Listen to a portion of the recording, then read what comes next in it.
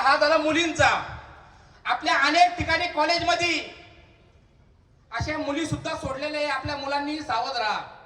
अशा अनेक मुली सोडलेल्या आहे का जे आपल्या 18 वर्ष ते 21 वर्षातल्या आतले जे मुलं आहेत त्यांना प्रेमाच्या जाळ्यात अडकून अनेक मुलांचं धर्मांतर करायचं काम चालू आहे. म्हणजे ही जात एवढ्या खालच्या पातळीला गेली आहे का धर्मांतरसाठी त्यांच्या मुली सुद्धा आपल्या मुलाकडे ते पाठवायला घाबरत नाहीये. जर कुणी अशी मुलगी येत असेल तर आपणही काळजी घ्या. तिचं धर्मांतर केल्याशिवाय ती गेली नाही पाहिजे. आणि आपल्याला इथं काही अडचण येत असेल तर श्रीरामपूरला माझ्याकडे या. तुमच्या राहायचं खायचं खर्च सगळं मी तिथं श्रीरामपूर मध्ये करेन. जर कुणी आपल्या मुलीला असं पळवत असेल तर प्रत्युत्तर म्हणून त्यांच्या पण मुली आपण आणल्या पाहिजे. अनेक ठिकाणी मी आपल्या माता बहिणींना विनंती करतो, अनेक ठिकाणी आपल्या मुलांनी असे लग्न केले, आई बाप तयार होत नाही, घरात ठेवत नाही. जर ती मुलगी आपल्याकडून समोरच्याकडे गेली तर 5चा ऍव्हरेज देते, आपल्याकडे 2चा तरी ऍव्हरेज देईल. मग अशा मुली जर आल्या तर त्यांना ठेवा. अडचण आली तर मी तिथं आहे श्रीरामपूरला नाही तर अनेक ठिकाणी आपल्या संघटना. आपल्या कोणाला फसवायचं नाहीये, पण कुणी फसवायला आपल्याला आलं तर ते आपल्या तावडीतून गेलं नाही पाहिजे याची आपण काळजी घेतली पाहिजे. आणि ज्या ज्या ठिकाणी अशा लव्ह जिहादच्या घटना घडतायत आपण सर्वांनी काळजी करून त्याच्या मातापित्यांची चर्चा केली पाहिजे. तुमच्या मुली फसतायत, तुम्ही याच्यामधून कसं निघलं पाहिजे. अनेक ठिकाणी घराच्या शेजारी आपल्या हिंदूंमध्ये वादा असतात.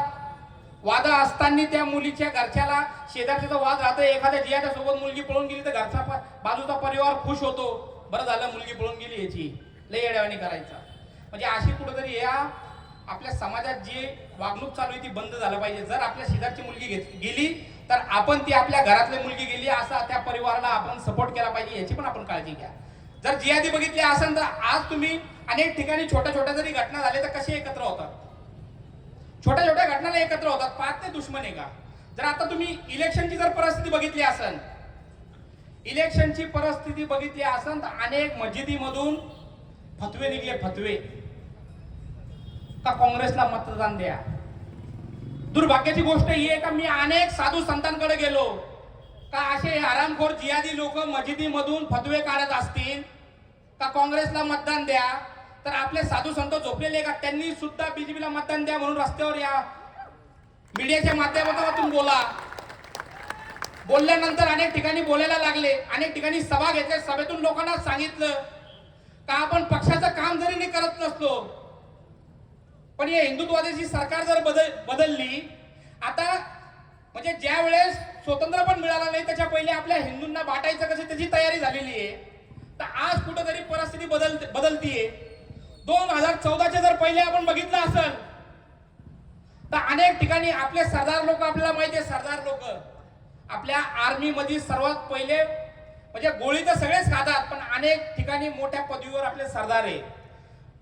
पण या बॉलिवूडच्या माध्यमातून आपण जर बघितलं असेल तर अनेक पिक्चर मध्ये सरदारांना कॉमेडी सारखं वापर केला जातं. सरदार म्हणजे येडा. म्हणजे जो समाज आपल्या भारतामध्ये लढाऊ आहे, गुरु गोविंद सिंगचा वंशज आहे, त्या समाजाला येडं म्हणून 2014च्या पहिले दाखवलं जायचं. अनेक मूवी मध्ये जर बघितलं असेल आपण, आता अमिताभ बच्चनचं तुम्हाला सांगतो, म्हणजे 70च्या दशक मधला पिक्चर होता बिल्ला नंबर 77 आपल्याला माहित असेल. म्हणजे मी देवाला मानत नाही पण त्याच्या खांद्यावर बिल्ला नंबर 786 आपल्याला माहित होतं ना, दिवार. म्हणजे अशी परिस्थिती होती. 2014 नंतर ही परिस्थिती बदलली. प्रत्येक ठिकाणी आपला हिंदू पोलीस कायम करप्शन करणारा आणि मुसलमान पोलीस जर पाहिलं तर इमानदार. कादर खानचे किती रोल पाहिले असेल तुम्ही, अनेक रोल जर बघितले असेल. मुसलमान पोलीस हा कायम इमानदार आणि हिंदू पोलीस हा कायम करप्शन मध्ये अडकलेला. अनेक पोरींवर जर अत्याचार झाला त्याच्यात मदत करणारा, अनेक ड्रग्स मध्ये मदत करणारा आपल्या हिंदू पोलिसांची अशी छबी तयार केलेली होती. आणि 2014च्या नंतर जेव्हा पाहिलं तर लोक ते पिक्चर पाहून त्यांना खरं पण वाटायला लागलं होतं. जे प्रशासनची आपल्या मनामध्ये थोडीफार काही हे आहे, इज्जत आहे, ती पण कमी करायचं काम चालू होतं. तर आपण सर्वांनी प्रशासनाची पण इज्जत केली पाहिजे. आपण सर्वांनी असे कुठे घडत असतील तर आपण सर्वांनी प्रशासनाला भेटून विनंती करून ते गुन्हे दाखल केले पाहिजे. आणि मला सांगलीमध्ये बोलवल्याबद्दल मी सर्वांचा आभार मानतो. आपण सर्वांनी जागृत व्हा अशी विनंती करतो. आणि सियावर रामचंद्र की काशी मथुरा अयोध्या, काशी मथुरा अयोध्या तो झाकी है, काशी अयोध्या मथुरा तो झाकी है.